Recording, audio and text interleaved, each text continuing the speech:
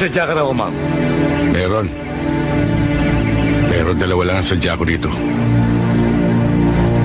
Siya. At yun.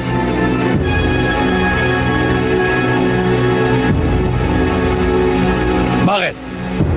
Anong kailangan mo sa amin? Maaring di nyo na ako namumukan. Dahil may 2 taon nang nakakaraan. Sa bahay ni Judge Di Mayuga. Ako lang ang natirang buhay.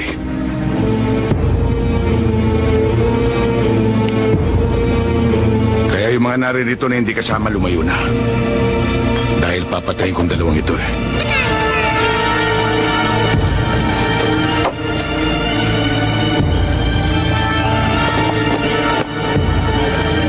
Paano yan? Kasama ako. Di tutumba rin kita.